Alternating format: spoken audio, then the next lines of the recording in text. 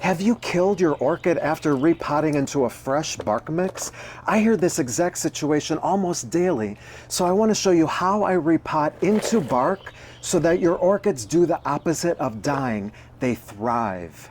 If you don't know me, I'm Rafael Delalo, author of Houseplant Warrior and creator of the program Become an Orchid Master. And I've helped thousands of people rebloom and grow orchids with confidence and ease. Now, one big problem that people have when they come to me is that after they repot their Phalaenopsis orchid into fresh bark, the plant droops, wilts, and wrinkles in the weeks after repotting. And a lot of times they try to water more frequently and it still isn't helping. And here's why that doesn't work. Most bark mixes are incredibly dry and new bark mixes take a while to condition in order to be able to accept water.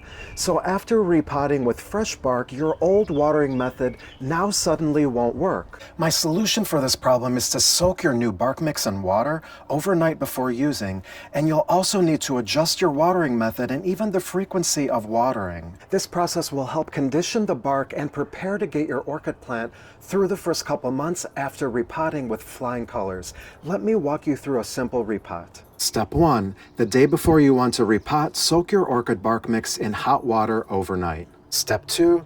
The next day, soak your plant for half an hour or so.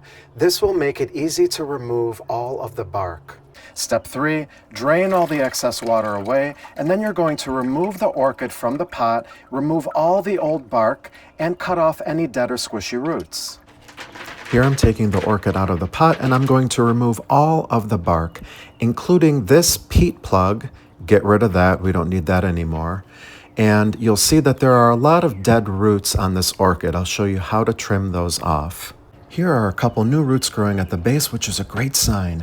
Now you'll cut off any roots that are squishy and flat. You can see the outer layer of this one pulls off and reveals the actual stringy root in the middle.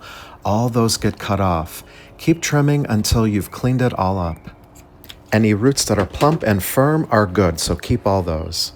Step 4, choose a pot. Orchids like to remain pretty tight in their pots, so don't go too large. In this case, because the root system was compromised, I can fit this same plant back into the same size pot, and there is still room for the roots to grow. If you need to go up a pot size, only go up one pot size larger. This is a 4.5-inch diameter pot, so I'd go up to a 6-inch pot at the most if I needed to.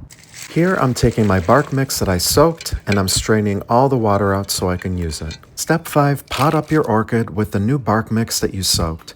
As you're adding the new growing medium, ensure that there are no big gaps in the pot. You want the roots to be in contact with the mix. And as you can see here, these new roots are growing at the base and these will grow right into the fresh bark mix. Be sure not to bury any of the leaves under the level of the bark as you're repotting. And I think this looks good to me, so we're good to go. And next, I recommend using the soaking method to water your Phalaenopsis orchid. So when you go to water, place the plant into a decorative pot like this. This one has no drainage holes. This one does. Fill this up with water and let it soak for even half an hour or so.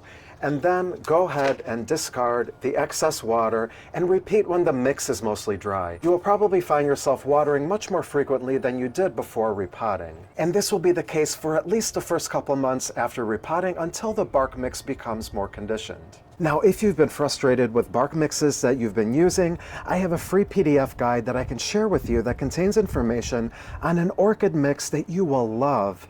It will hold more water than most bark mixes on the market, but not as much as sphagnum moss. So it's a great happy medium, and it might just make your life simpler and your plant much happier. Drop me a comment on this video, and I can send you the information. The guide also contains sample recipes if you want to mix your own.